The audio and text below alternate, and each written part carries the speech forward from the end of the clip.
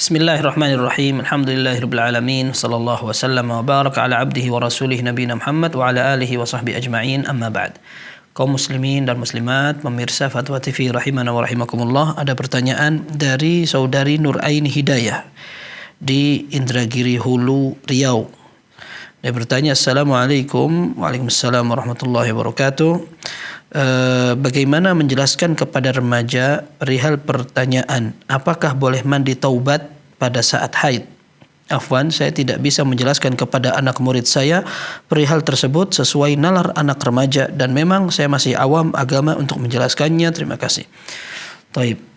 Sebelum menjelaskan bagaimana menyebutkan tentang nalar, sebenarnya yang lebih penting adalah hukum apakah taubat harus mandi. Para ulama mengatakan bahwa taubat dilakukan dengan meninggalkan dosa itu. Ini yang pertama. Yang kedua, dia menyesali dosa yang dilakukan. Dan yang ketiga, dia bertekad untuk tidak kembali melakukan dosa tersebut. Apabila sebuah dosa berkaitan dengan hak sesama manusia, misalkan dia pernah menzalimi, mengambil barangnya, menyakiti dan sebagainya, maka ditambah dengan syarat keempat, yaitu dia kembalikan kezaliman yang pernah dia ambil dan rampas, atau dia minta maaf kepada orang yang pernah dia sakiti.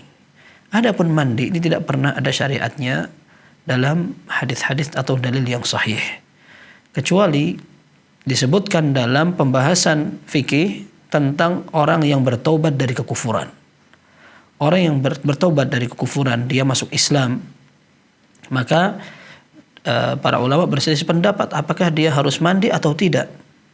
Dalam kisah tentang berislamnya seorang sahabat yang bernama Thumamah ibnu Uthal radhiyallahu an, dalam Sahih Bukhari dikatakan dia datang ditangkap oleh pasukan Nabi SAW lalu diikat di Masjid Nabawi. Kemudian Nabi SAW tawarkan Islam, dia tidak tertarik, dibiarkan oleh Nabi SAW. Kemudian besoknya demikian pula, masih belum tertarik.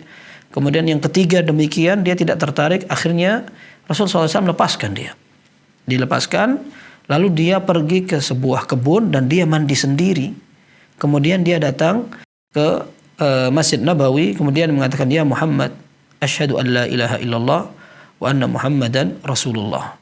Sehingga para ulama mengatakan ini adalah perbuatan sang sahabat itu sendiri dan Nabi SAW biarkan.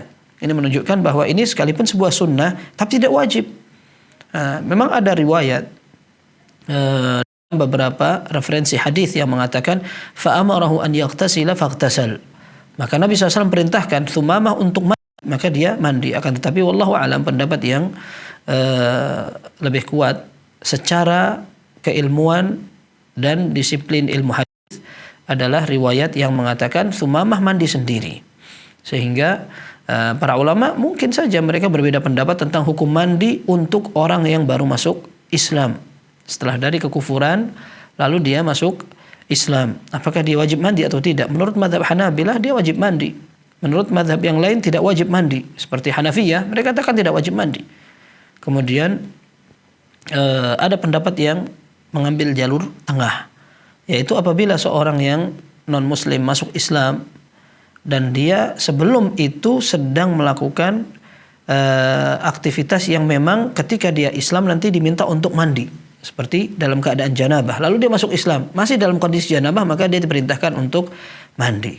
Adapun dia tidak melakukan apa-apa yang mengharuskan mandi, hanya karena dia masuk Islam maka tidak diwajibkan untuk mandi. Ini menurut pendapat yang mengambil jalur tengah. Intinya secara umum taubat tidak mengharuskan seseorang untuk mandi. Bahkan dalam urusan seorang kafir yang masuk Islam itu pun para ulama larang untuk menunda keislaman seseorang hanya karena dia tidak boleh mandi atau dia tidak bisa melakukan aktivitas mandi karena sakit atau tidak mendapatkan air dan sebagainya.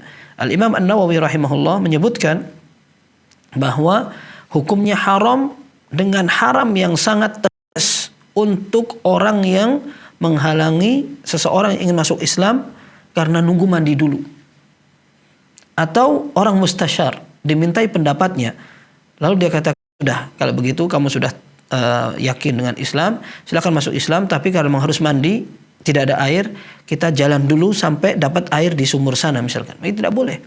Ini haram yang haram sekali karena orang tidak bisa menjamin apakah dia akan bisa hidup sampai nanti.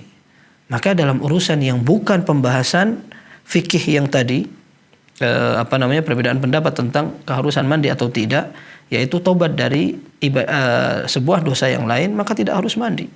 Tidak harus mandi, entah dia haid atau tidak haid, maka tidak perlu mandi. Seperti itu, sehingga Anda mudah sekali untuk katakan kenapa harus mandi. Bertobat saja, karena kita tidak tahu umur kita sampai kapan. Maka tugas kita adalah untuk bersegera melakukan taubat. Semoga Allah Subhanahu wa taala memudahkan kita untuk mendahulukan taubat. Wallahu a'lam bissawab. Wassallallahu wasallam wa baraka ala abdihi wa rasulih nabiyina Muhammad wa ala alihi wa sahbihi ajma'in. Walhamdulillahirabbil alamin.